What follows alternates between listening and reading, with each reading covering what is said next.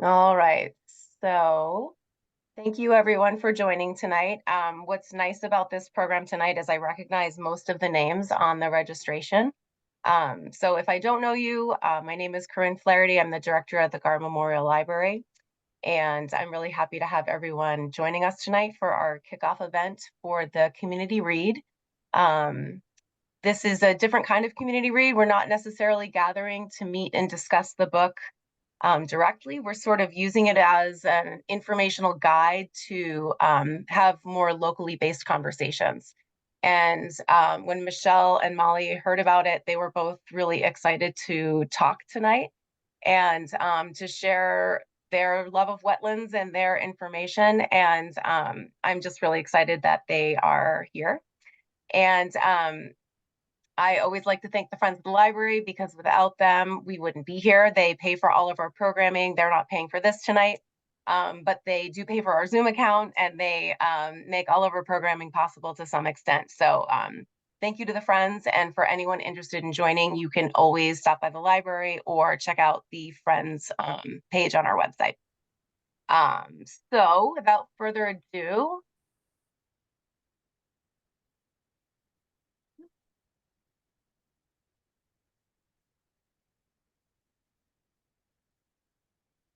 Corinne, you're muted.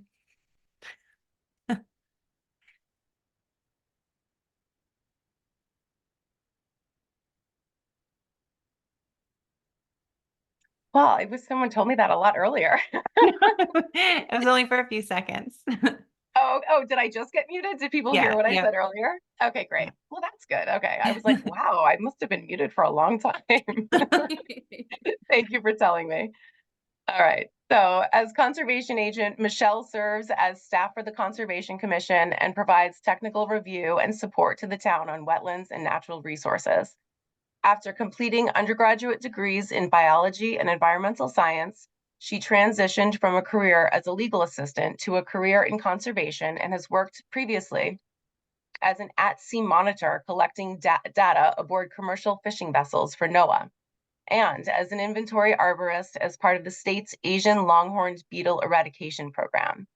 This background helps her navigate both the legal and scientific components of the Massachusetts Wetland Protection Act. In her free time, Michelle enjoys traveling, hiking, and camping. Molly Hawkins, who is the chair of the Conservation Commission, moved to West Newbury 13 years ago. She previously worked as the coordinator of the volunteer program at Mass Audubon's flagship wildlife sanctuary, Drumlin Farm in Lincoln, an example of a compatible land use which supports a vegetable farm as well as providing habitat for wildlife and environmental education opportunities for families living in the city. She now works with families of children with developmental delays as a family therapist. Keeping the wonders of nature accessible to all abilities has been a goal of her term on the Conservation Commission. So thank you both so much for being here tonight and talking to us about wetlands. Um, we just want to ask everyone, if you have questions, please put them in the chat. We can take them afterward, or you can wait to ask them after they're done talking. There are some interactive moments where they may ask questions, so feel free to unmute and participate then. But otherwise, please take it over, Michelle and Molly. Thank you. All right, thanks, Corinne. So thank you all for joining us tonight. We're really excited to present to you some materials and pictures and information about wetlands with hopefully a local enough spin so that it really captures your imagination. All right.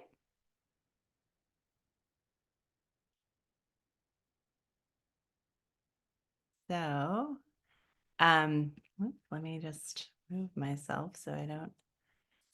So before the last wetlands disappear, I wanted to know more about this world we are losing. What meaning did these peatlands have, not only for humans, but for all other life on Earth? This is a quote from the community read book, Bog and Swamp by Annie Proulx.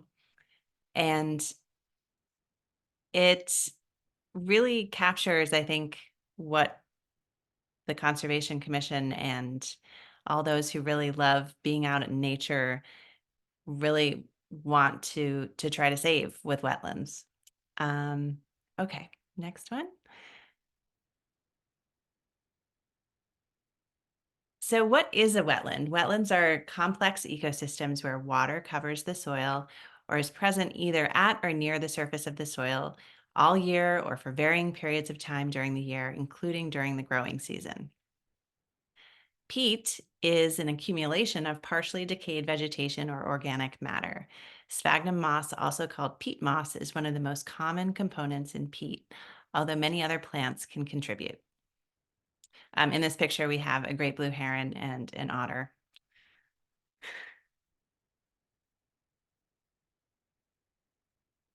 And probably some turtles under the water too that we can't see. So what makes a wet area a wetland? Um, so first, we have hydrology, the presence of water. And next, we have hydric soil. So if you don't see the water, you need to dig down. And we usually do this out in the field using an auger that will go down to 18 inches, 24 inches below the surface so that we can see evidence of water, of soils that have been inundated.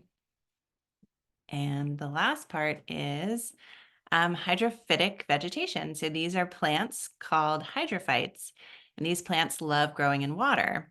So these are the plants that people might say like wet feet. So they don't mind their roots being under very wet conditions for most of the year. Next slide. So hydrology is an interesting concept, and what is often confusing is wetlands maybe don't appear to be wet. You don't see water at the surface year round. So when we talk about what makes hydrology an important factor for wetlands, is actually there's a scientific formula saying that 5 to 12.5% of the growing season, the soils will be inundated, will be wet with water. So what that translates to, because our growing season here in northern Massachusetts is from March to October. So that's, I can't remember, like 244 or so days. So that calculation would be the soils would be inundated for about 12 to 29 days in order to qualify for being hydric or inundated. And this also and this can't just be 1 year at a time. This is year after year. So if the soils are wet for, 29 days for 5 years in a row, you'll start to see some evidence under the ground. On top of the ground, what you can see is watermarks. You can look at these trees and see that the water has come up around the trunk and left a mark. If you dig down a little ways, like within a foot, you might see water filling up your hole. And another indicator is water stained leaves. If you see an area with sort of grayish black leaves, that shows that that area has had water in it for enough time to stain the leaves. All right, next slide.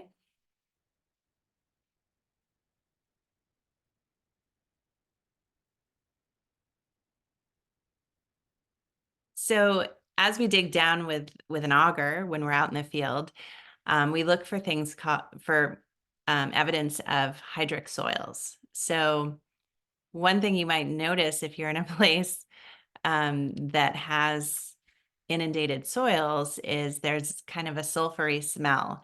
So that is a good indicator that you're in an environment where the oxygen has been eliminated from the soil because it's underwater.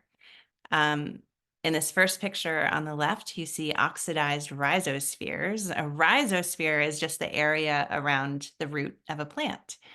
And so what this is showing is that the plant root has forced oxygen out of its roots in order to survive in an environment where there is no oxygen under the water, under inundated soils. And then you see in the middle picture, redox concentration. So those are areas where iron has been reduced and then oxidized, causing these little grayish areas and then areas with rust looking, the orange color. It shows that the oxygen has had a chemical reaction with the iron. And then on the far right, you see a picture of glade soil. So glade soil is a grayish blue color, and that comes from the water inundating that soil and reducing manganese and iron due to the anaerobic conditions. So those are all good indicators of that the soil has been wet for enough time during the growing season to create these pieces of evidence. Next are hydrophytic vegetation. This is a good indicator. It's not a perfect indicator because plants can spread seed and move to places where maybe they're not necessarily growing in a wetland, but they are a good indicator. Just looking at a site from a long way away, you can usually see evidence of these plants quite easily before you even start digging under the ground.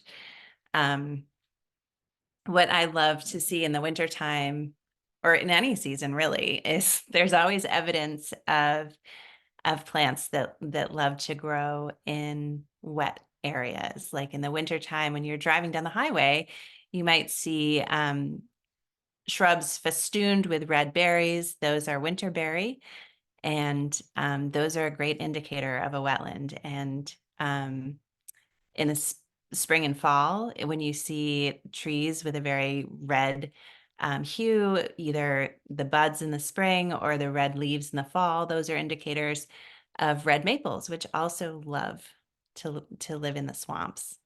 Pussy willow is another great plant that grows in wetlands. And then we have sensitive fern, which is kind of an easy plant to see year round. After the foliage dies down, there's nice parts of the plant that survive through the winter that are usually a great indicator. Skunk cabbage, which is really fun, a really, really fun plant that grows in wetlands. And right now it's starting to leaf out, but early in spring, skunk cabbage is so interesting. It has this interesting purple spathe that's called, and that grows up out of the ground when it's still so cold out. And that part of the plant is actually a temperature regulator. Inside the spathe is the flowering parts of the skunk cabbage, and the spathe actually creates a warmer environment that's 15 to 35 degrees warmer than the outside temperature. So it invites in all of the earliest insects to come in and pollinate the flowers, and it regulates that temperature and creates a nice environment for the skunk cabbage to flourish. And the interesting thing about skunk cabbage too is that it takes 5 to 7 years of it growing to actually produce seeds. So it's kind of a good indicator of how wetland plants are both very resilient and able to create an environment where they can grow and flourish, but also that maybe if that skunk cabbage is destroyed, it's not going to be able to reseed for many years. So what else? Then we also have cattail, which is a great plant. All parts of the cattail plant are edible, um, and is a great winter cover for insects. Sometimes you can see the cattail inflorescences that are remaining in the wintertime and are filled with little insects who are getting cover and food for the wintertime. Um, so those are some of the interesting plants that grow in wetlands. And um, here are the 4 different types of wetlands.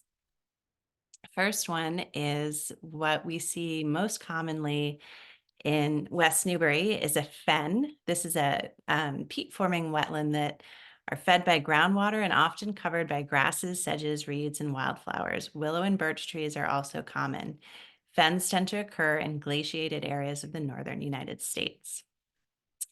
Next is a bog, and we were just talking about this before the presentation. We're not entirely sure how many bogs there are in West Newbury, but there is evidence of peat being cut in the Crane Neck Wildlife Refuge area, the big swamp off of Ash Street. So a bog is a peat-forming wetland that is fed by rainwater and often with a floor covered by a thick carpet of sphagnum moss.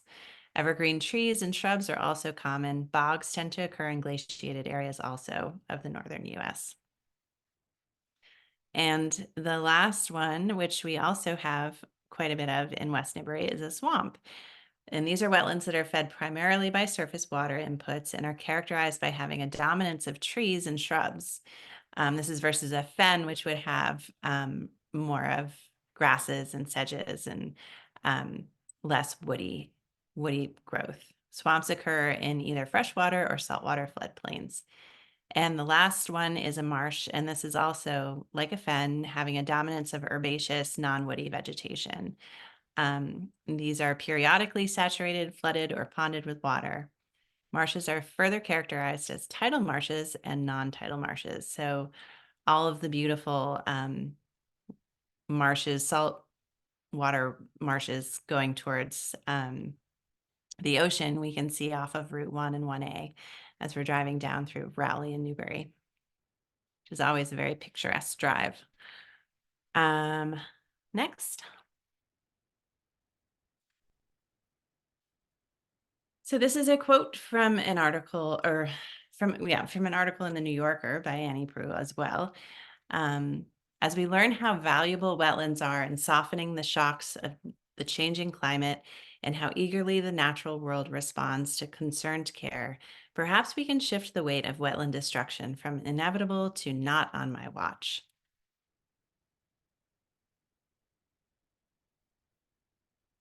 So wetlands provide a variety of important functions for both people and for animals. If anybody would like to try to name some of these functions, it could be either for people or for wildlife. Does anybody have any ideas of what wetlands provide?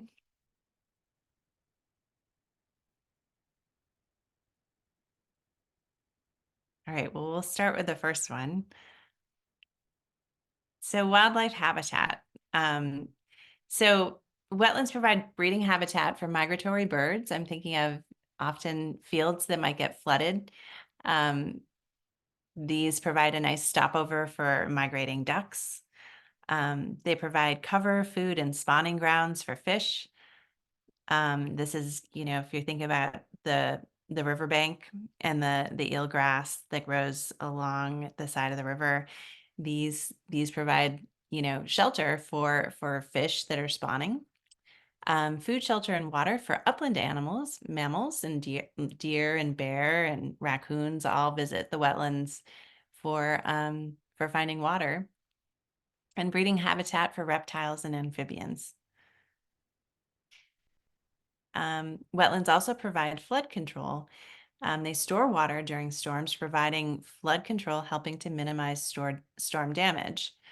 Trees, roots, mats, and other wetland vegetation slow the speed of floodwaters and distribute them more slowly over the floodplain. So a wetland behaves in a way that is like a depression, and that will gather water during these storm events that we've been having more of lately.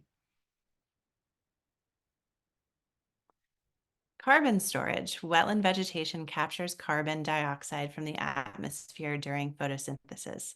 When plants die, the carbon in them is stored in the sediment, locking it away for many years. This is an interesting part of the peat bog function. I was just reading about Ipswich and how after the embargo after the War of 1812, it was very difficult to get firewood. Most of the forest around Ipswich had been cut down for pasture and for building. And so in order to heat their homes, people decided to start mining the peat bogs, which are pretty prevalent in Ipswich. And that became a main source of fuel until coal became more available in like the latter half of the 1800s. So, and peat is still harvested and sold both for potting soil, and I think it's also used as a fuel source in some northern countries as well.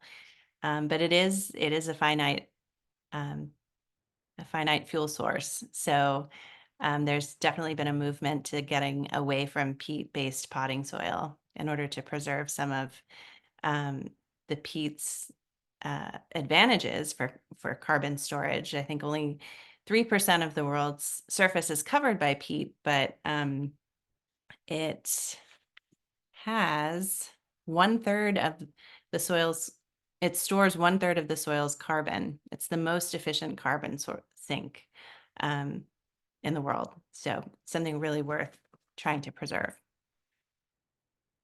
And the last thing is water quality. Wetlands act as nature's kidneys. They filter water and remove pollutants as they slowly release water into the surrounding areas and recharge groundwater. Okay, next slide. So this is a really nice illustration to show some of those things we were just talking about.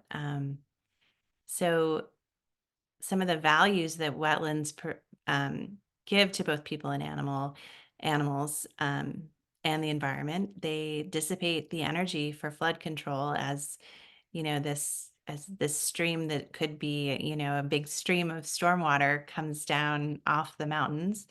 It provides a place for that stream to slow down and exit on the other side with less energy.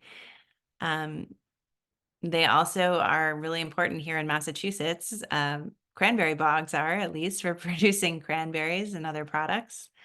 As the water slowly filters through the vegetation and the soils of wetlands, it allows the soils and the vegetation to sequester sediment, contaminants, and nutrients. So that the water coming out on the other side or going into the groundwater is cleaner for our use. It provides habitat to support biodiversity. As you can see, all these animals that need wetlands are using this wetland actively. We have, I think, a muskrat or a beaver, a duck, and a turtle, but many, many more animals use wetlands. And this might be like a vernal pool is a place where only certain animals can only use a vernal pool for breeding because of its characteristics. And so that's why it's a very important place to try to protect.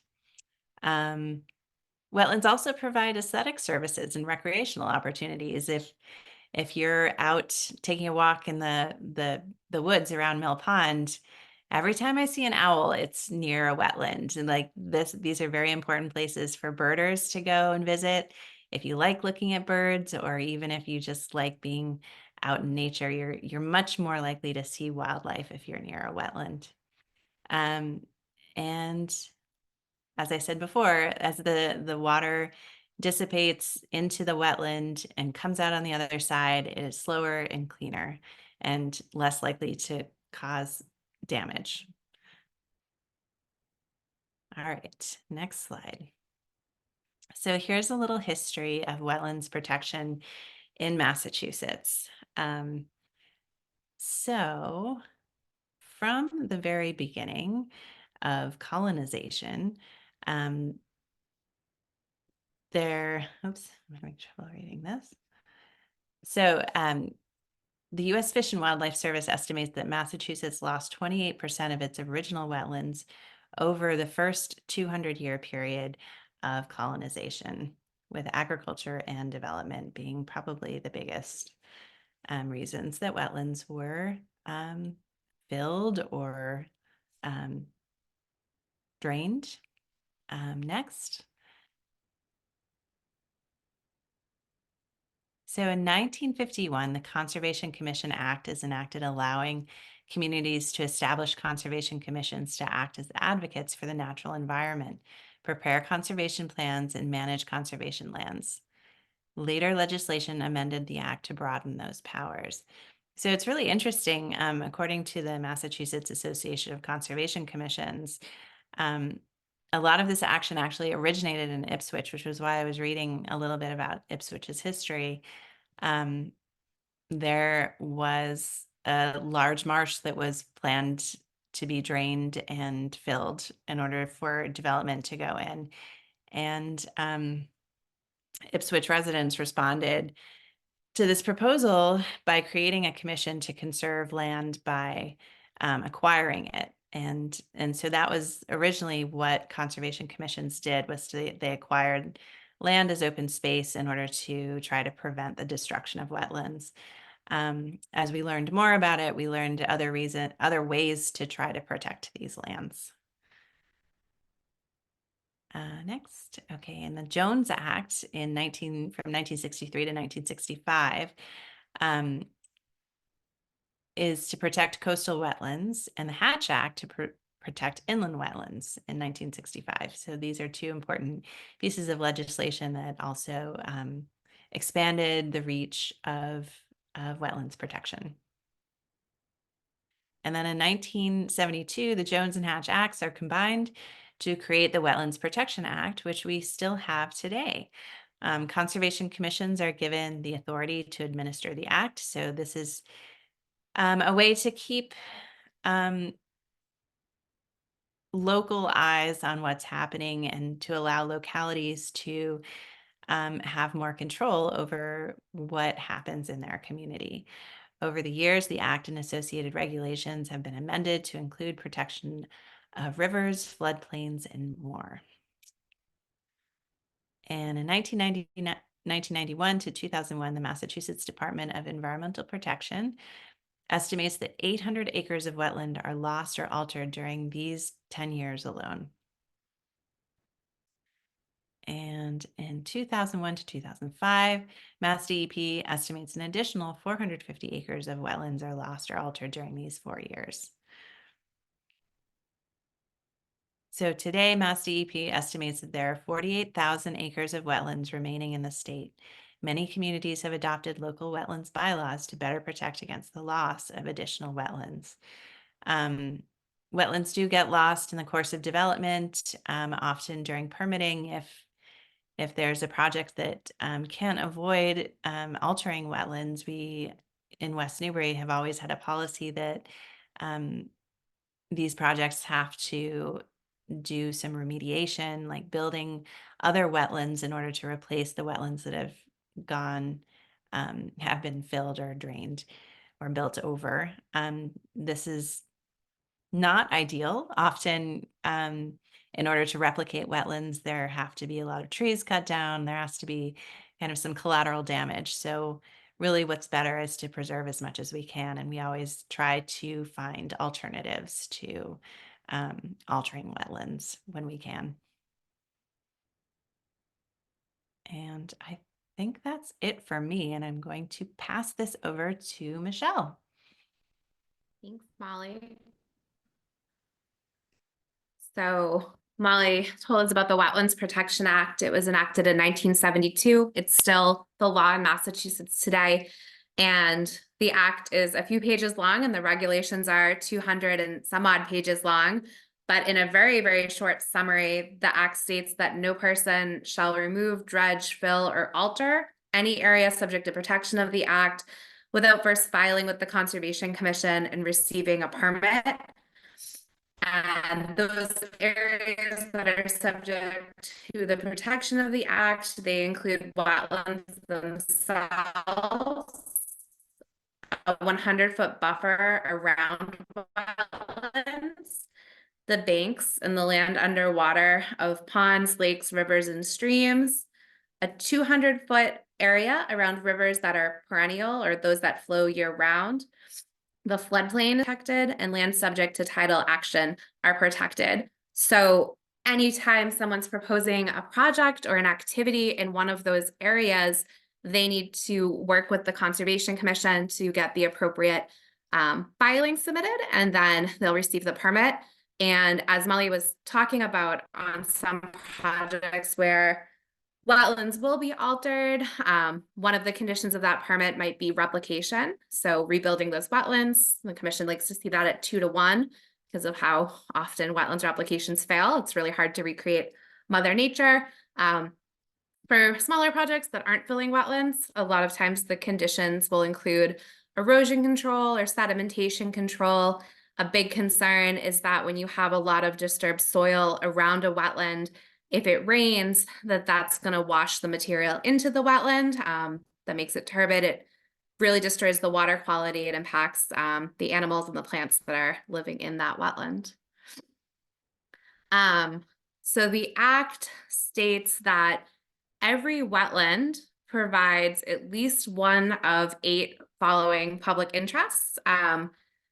Most wetlands provide more than one public interest, and this is really the nitty-gritty of the act. It recognizes that wetlands are a common resource, that a wetland might be on my property, but if I negatively impact that wetland, maybe Molly next door or maybe Corinne down the street could be impacted by that because they provide these community interests. So the interests are protection of public and private water supplies. So Molly was explaining earlier how water makes its way to wetlands and then it either slowly flows out or it slowly filters into the ground as groundwater. So you're getting that well water recharge, you're getting cleaner water because the plants and the soil have time to capture any pollution that might be in the water. Molly, It's pretty similar to protection of groundwater supply, Molly, I just want to interrupt you for where 1 you second. I'm so get that sorry. recharge. Corinne, you look concerned. I just want to tell you, you're cutting in and out occasionally, and I think if you turn off your video, we might be able to hear you better. Let's see if that works. Can you hear me okay now? Okay. Yes, yeah, perfect. Thank you. Sorry about that. Okay, I'm sorry about that. So the public interests, another one of them is flood control, and that's one that Molly had spoken to as well. As a stream floods with stormwater, it makes its way to a wetland where those waters are slowed down and they're allowed to slowly infiltrate out instead of rushing down into someone's backyard or rushing underneath a roadway and damaging a roadway. That's very similar to how wetlands provide storm damage prevention. So again, a place for all of this, large amounts of precipitation to go. So properties and infrastructure aren't impacted.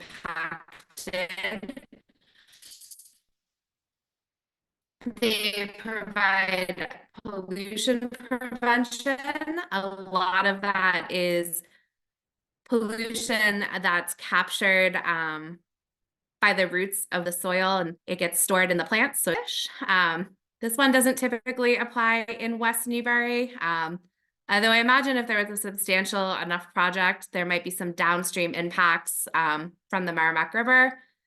Protection of fisheries. So recognizing that wetlands provide storage, forage and breeding grounds for fish and in all the different stages of their lives, really. And then protection of wildlife habitat. And we spoke to that a little bit earlier. There's such a variety of animals that depend on wetlands. There's, the obvious animals like frogs and turtles and herons, but everything from deer that rely on wetlands to be able to come and get a drink, and turkeys coming down to wetlands to get a drink, to bats being able to hunt mosquitoes and other hatching insects that are breeding in the wetland. So we've heard a little bit about wetlands and that you may need a permit if you wanted to do work in or around a wetland. So how do you determine if your project is in or near a wetland? These are going from order of least to most accurate. So first, you could check online maps. So the state has mapping called Mass Mapper. The town has mapping called My Map. They show overlays of wetlands. They also have aerial imagery. So sometimes you can actually see the wetland there in the aerial imagery. You can contact the Conservation Commission. So anyone that's been in my office, you have seen that there are a lot of filing cabinets. Every time someone comes through with a project, we are required to retain copies of the permitting plans.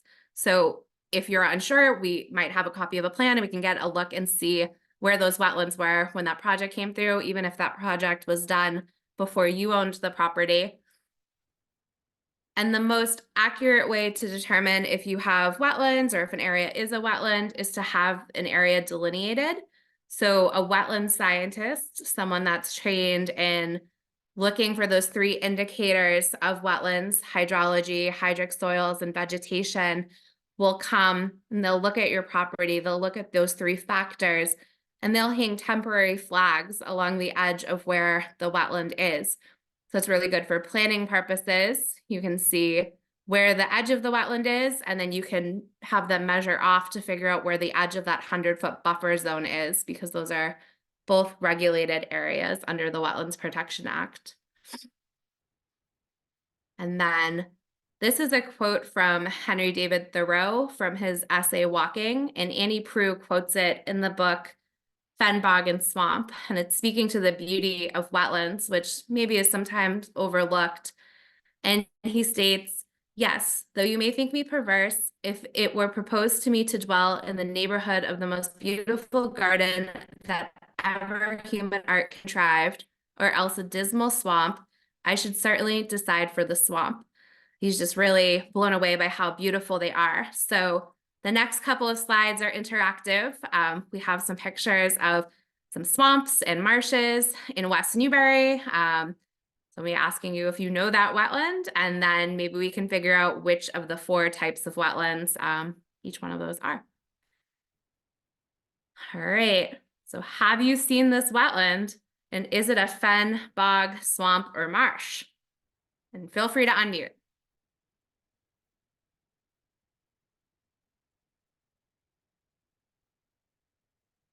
And it's okay if you don't want to. I will tell you that this is a swamp. It's behind Action Cove Park over near the West Newbury Town Office Building. There's actually a certified vernal pool in here, so state certified for the different animals that depend on it for habitat, so namely wood frogs at this location. You can see a lot of interesting wetland features in this picture. So you can see some moss, and kind of looking towards the back, might see some green lumps that the trees are growing out of. So those are kind of hummocks and buttressed roots. So those trees are kind of growing differently to get their roots less saturated. And in the left corner of that picture, some type of woody vegetation. It might be a serviceberry because there was a lot of them out there. When I was out there, they're very beautiful this time of year. They have very pretty white flowers. All right. So have you seen this wetland? That's okay. I'll tell you where this one is too.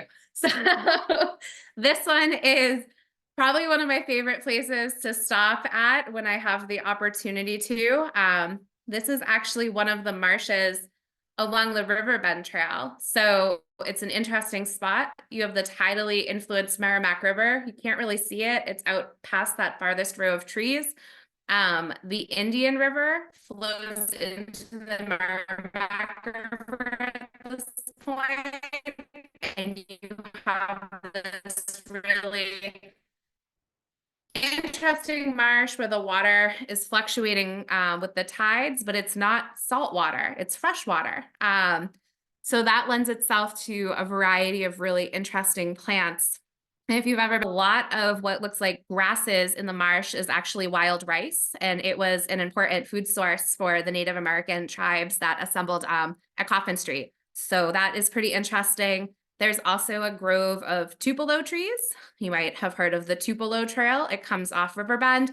We don't have too many tupelo trees in Massachusetts. They're usually a little bit more southern, but the conditions here seem just right. And there's a pretty stand of them down there. All kinds of other beautiful plants and wildlife. There's always interesting birds. I've seen turtles and fish. It's a really cool spot. All right, we have two more. So have you seen this wetland? It's okay if you haven't. This one is also a section of marsh, and I just wanted to highlight how different this one looks. So this is if you were to leave Riverbend Trail and head towards Coffin Street, there's an unnamed intermittent stream that flows from across Coffin Street and empties out here.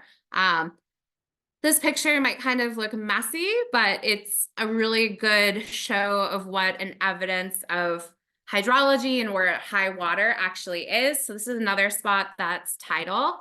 So all of these plants, all of this herbaceous vegetation that's kind of gray and murky looking, that gets inundated and it traps some of the sediment that deposits onto it. So you can see this history of where the water comes and goes at this site. So you can see there's a huge tidal swing here sometimes. So another really interesting spot. All right, this is my last wetland. So have you seen this wetland?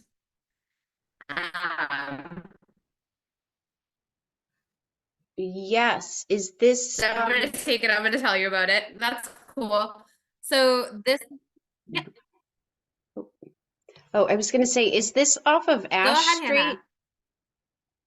Hi, sorry. Is this off Yes, of Ash you got Street? it. You know this wetland. I live right Yes, down the it street. is. All right. So you absolutely know that wetland. Yes. Excellent. This is maybe one of the most easily recognizable wetlands in West Newbury, if I had to venture, maybe outside of like Mill Pond. But it's so vast. It's so beautiful during the different times of year. I get to spend a lot of time on it for my job, and it's always interesting to watch the different types of plants that are coming up in it. Unfortunately, in this image, kind of in the foreground, you got that really pretty purple plant and that lush grassy vegetation. And I hate to tell you, those are both invasives, although they do have aesthetic qualities in this photo. But as you look out into the swamp, you can see maybe like an arrowleaf in there, a variety of ferns. The little green dots aren't algae, that's actually duckweed. So they're little floating plants. They have little teeny tiny root structures. They don't ever grow in the ground. In the very farthest back portion of this picture, you'll also see a stand of dead trees, and that's common in a swamp as well. So certain types of trees, and even trees that do love growing in water, like maples, over time, they kind of lose the battle to inundation, and they can no longer tough it out, and you'll see that those trees will die. But they still serve a purpose. Those trees will become habitat for a lot of bird species. So you'll see some areas will have big nests in them. So maybe a heron rookery where herons are making their nests and laying their eggs.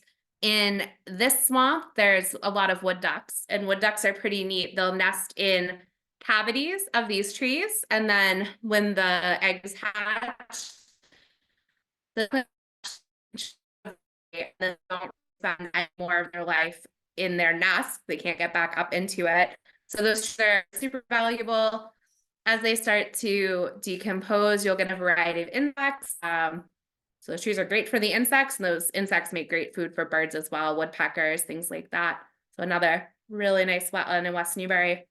And the next couple of slides, feel free to yell it again. These are some creatures that I've come across in West Newbury in the wetlands, and I'd love to hear more maybe about creatures that you've seen or you found as you're exploring West Newbury. So any thoughts on this guy or gal? It might be a guy. This is a pond hawk dragonfly. So super vivid green. They're pretty big too. I would say he was probably, I don't know, about 2 inches long, 3 inches long. And he's actually on the gravel stretch of road that goes through the swamp that we were just looking at on the last slide. So the dragonflies will come there and they'll stop and they'll sun themselves. So they're good insects in our eyes. They eat a lot of mosquitoes, a lot of the insects that we find as nuisance insects. All right, has anyone seen this guy before that calls wetlands his home? Probably. So this is a snapping turtle. It's a juvenile. You might notice it's a little wet. So this was during one of the really big rainstorms in August. It was crossing Crane Neck Street. So I got him to safely get across the street, but I grabbed this picture first in the car because it was raining so heavy outside. I think he was sunning himself in the grass along the roadway. And then as it started to rain and things started to flood out, he was kind of pushed across the street to find someplace else to be. So that's the direction we sent him in. This time of year, you'll probably see a lot of turtles crossing our roadways. There's hatchlings. They're small. I saw a few today. They're about the size of a $50 coin. They actually overwintered as eggs in their nests. And now with the warm weather and the soils heating up, they're hatching and they're making their way to wetlands. You'll also see other species of turtles, the adults. The adults are looking for mates, and later on you'll find them looking for places to lay their eggs. So that circle really continues out there.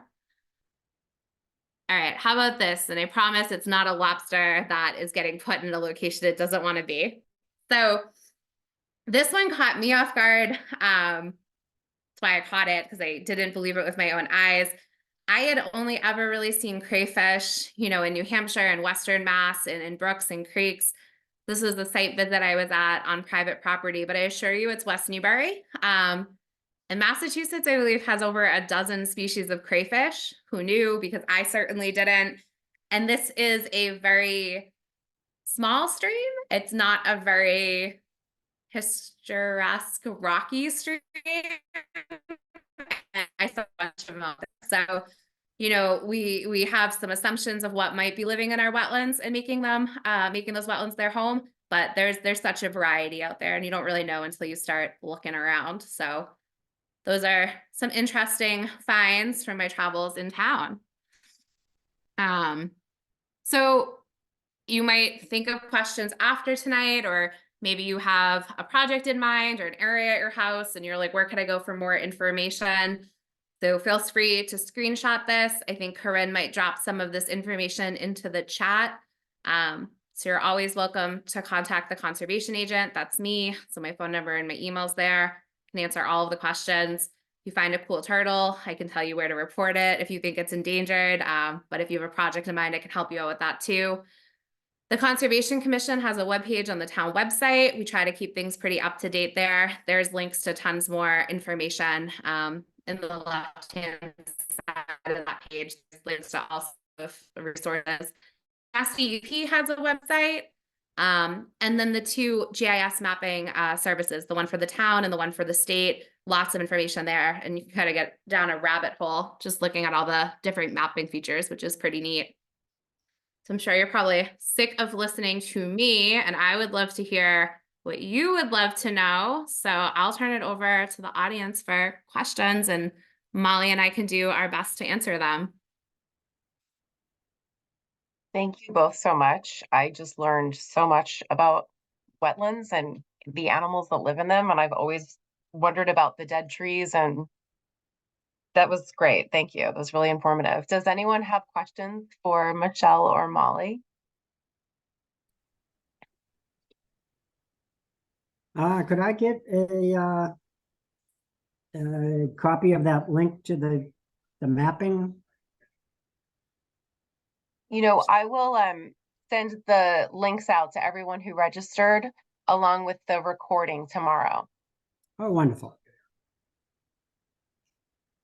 I have a turtle question. So we have wetlands that go through our backyard. So we get lots of salamanders and turtles. And every year we have painted turtles. One year, I believe we even had a Blandings turtle, and they come up and they try and lay their eggs in our yard and I've tried to protect areas where I thought they laid eggs, and I don't know, like, what should I do if I see them laying eggs in my yard? Oh, that's a great question. I think you would, well, Blanding's turtles are protected because they're endangered. So I would probably be very careful about what I did around those nests. But I don't know. Michelle, what do you think? I think it's a tough one. Because there's a circle of life component on it. So I was on a hike the other day, not in West Newbury, I was in New Hampshire, and there was a nice wetland, and then there was like really nice sandy soil around. I'm like, oh, I wonder if I can find any evidence that turtles have nested here. And I did. I found a bunch of eggshells, and initially, it's always sad. But that was a meal probably for a raccoon or maybe a skunk. So it's tough. I think if were concerned that it was a Blanding's turtle's nest and maybe there was, I don't know if you have dogs or it was maybe a location too close to the street, say the mail truck pulls in there, you could reach out to the state's Natural Heritage and Endangered Species Program. Maybe they would try to relocate them. But I think for the more common species like painted turtles and snapping turtles, it's kind of just the circle of life. I mean, thankfully those guys are pretty prolific. They're laying a lot of eggs, and those eggs are part of the food chains around here. So it is important.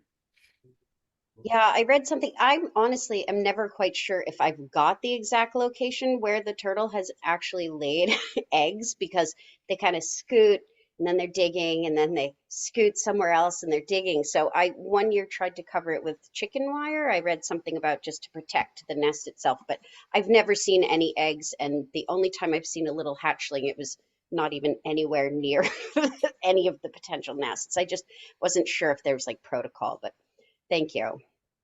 It's helpful. And I Oh, would say like during turtle nesting season, I mean, which is pretty much now yeah. through all summer, just be really aware of turtle crossings on roads.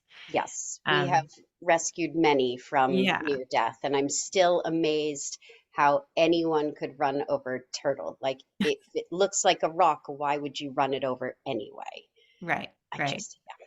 I did have some lovely experiences last year of people stopping and, either helping a turtle across or, just making sure that nobody else hit it. And, um, I think there are some good souls out there. So, yeah. Yes, well, count us in there. Yeah.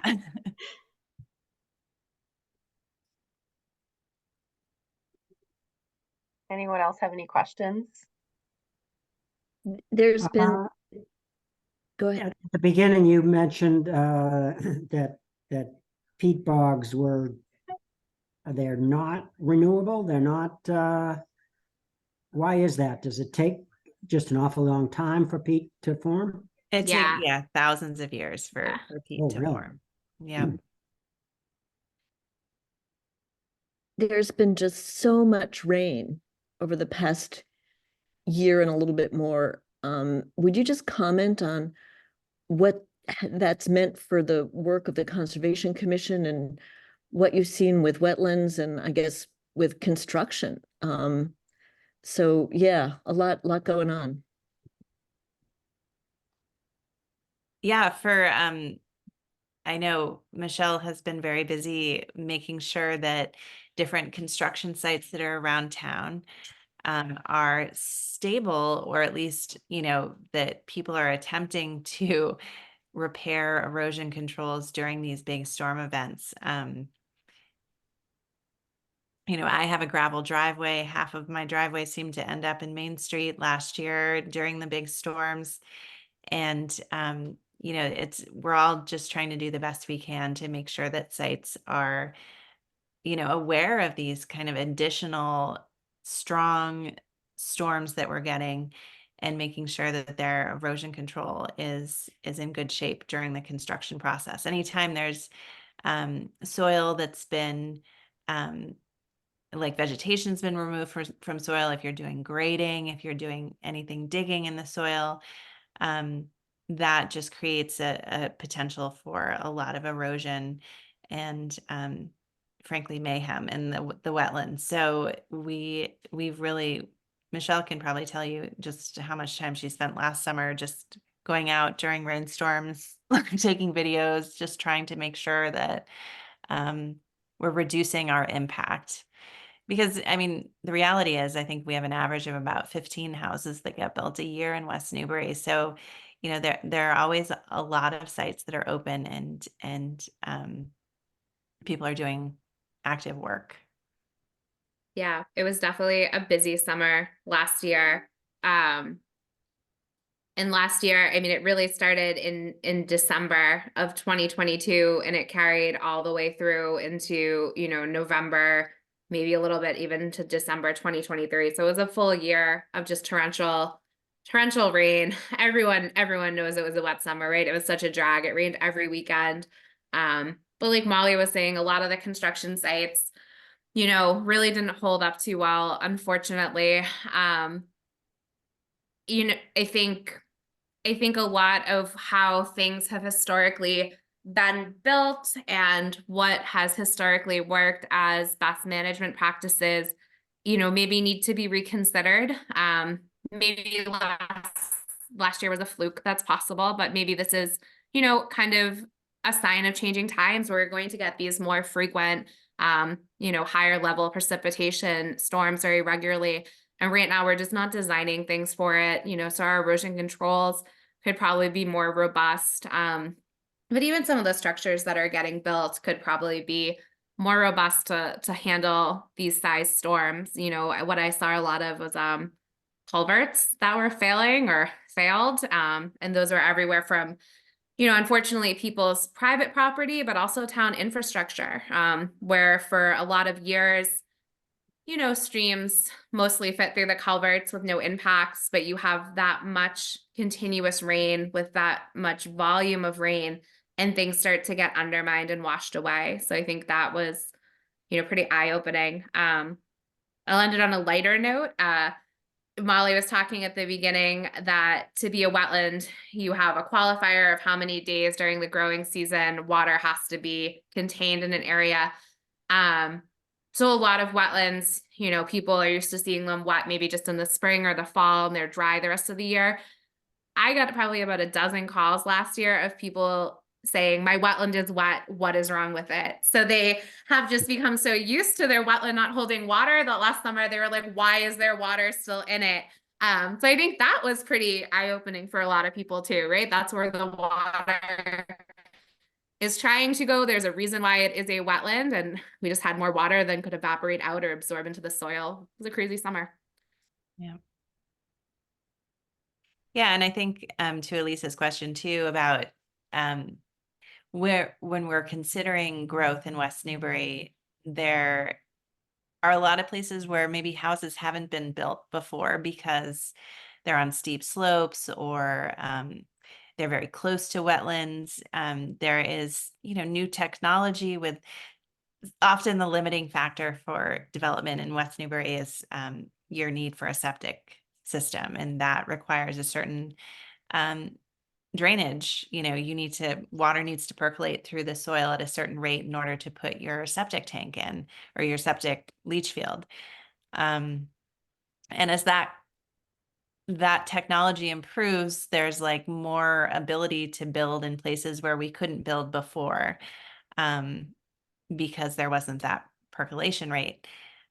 So we're seeing more houses going in closer to wetlands potentially, or on steep slopes where it really isn't ideal to build. Hasn't been ideal to build houses, but now, because the market the way it is, it's more benefit. It's people are going to make a profit now building on those sites.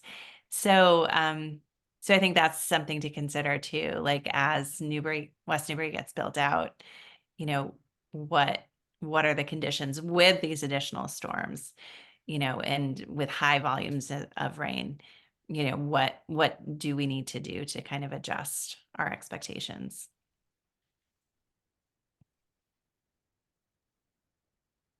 Anyone else? Well, thank you both so much for being here tonight. Michelle and Molly will be giving a guided tour through some of these environments in West Newbury next Thursday at 4 o'clock. If you're interested, you can sign up for that on the library's website, and there will be information coming soon on the exact location. These are changing environments, and they were been watching and looking and waiting to find a good spot to take a walk. So we'll have that information on Monday. And if anyone is interested in picking up a copy of Annie Proulx's book, we have copies at the library. We have regular copies, we have large print copies, and if you have a West Newbury card, there are the audiobook and the ebook is available on Overdrive Libby for download with no hold times or waits. All right. Well, thank you so much for joining us tonight, and I hope everyone has a nice night. All right, thanks, Corinne. Thank you, Corinne. Thank you very much, everyone. Thank you. This was amazing. Thanks for Well, coming.